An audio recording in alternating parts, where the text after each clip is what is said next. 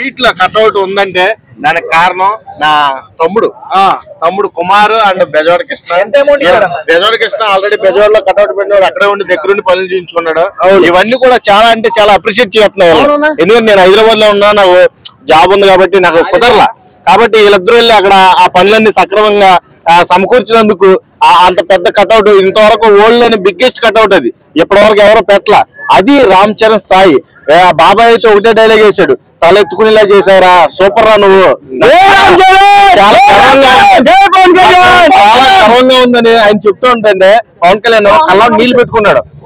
ఇప్పుడు అలా చూస్తూ ఎదిగినాడు కాబట్టి అంత పెద్ద కటువుని ఈయన ఊహించలేదంట, ఎవరో పవన్ కళ్యాణ్ గారు ఊహించలేదంట. ఒక్కసారి కావురే నేను చూడాలంటే తలెత్తుకోవాల్సి వస్తుందిరా, నన్ను తలెత్తుకునేలా చేసావురా నువ్వు అని చెప్పడం నిజంగా పిచ్చి వచ్చేసింది నాకైతే. ఆ స్థాయిలో ఉన్నాడు. అరే ఉండరా కుమార్ ఇలాంటి కుమారు, మన కుమార్ అనేవాడు ఇక్కడ ప్రతిరోజు రామ్ చరణ్ గురించి మాట్లాడతాడు. ప్రతి రోజు సపోర్ట్ చేయండి ఇలాంటి వాళ్ళు. ఎందుకంటే డైహార్డ్ ఫ్యాన్స్ వీళ్ళు, అర్థమైందా? మేము లేదా అంటే మేము ఉన్నాం, అందరికీ సమానంగా మాట్లాడతాం. కానీ ఒక్క రామ్ చరణ్ అభిమానిగా మాట్లాడతారు కాబట్టి ఈసారి ఎవరికైనా నిజంగా టికెట్లు ఎవరైనా కొనలేని పరిస్థితిలో ఉన్నా, టికెట్లు దొరకకపోయినా బెనిఫిట్ షోలు అయితే ఇక్కడైతే లేవయ్యా, బెజవాడలో ఉన్నాయి. కాబట్టి అందరూ కూడా ఎవరైనా లేకపోతే కలవండి, మేము టికెట్లు ఇస్తాం. మా దగ్గర పిఆర్ఓలు మాకు అందుబాటులో ఉంటారు. మాకు కొన్ని టికెట్లు ఫ్రీగా వస్తాయి. ఆ టికెట్లన్నీ కూడా మీకు ఇవ్వడానికి మేము ట్రై చేస్తాం. ఈసారి ఇప్పుడు దాకా ఉన్న రికార్డులన్నీ కూడా శంకర్ సంక్రాంతి అయిపోవాలి, అర్థమైందా? ఎవ్వరు కూడా దరిదాపుల్లో కూడా కనబడకూడదు. ఖచ్చితంగా చెప్తున్నా, పుష్ప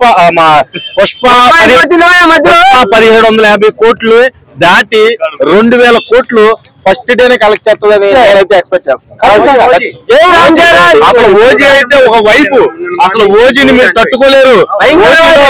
ఓజీలో ఉన్న వ్యక్తి ఎవరో తెలిస్తే మీకు అసలు ఒక సునామీ సృష్టిస్తుందన్నమాట. మన ప్రభాస్ గారు కూడా ఉన్నాడంట ఓజీలో. అలాంటి వ్యక్తి ఓజీలో ఉంటే ఎక్స్పెక్టేషన్ ఎలా ఉంటది? దారుణంగా ఉంటది అన్నమాట. అలాంటి వ్యక్తితో మళ్ళీ ఓజీ జత కట్టడం అంటే మామూలు విషయం కాదు. చాలా అంటే చాలా బాగుంది. Okay, thank you. చాలా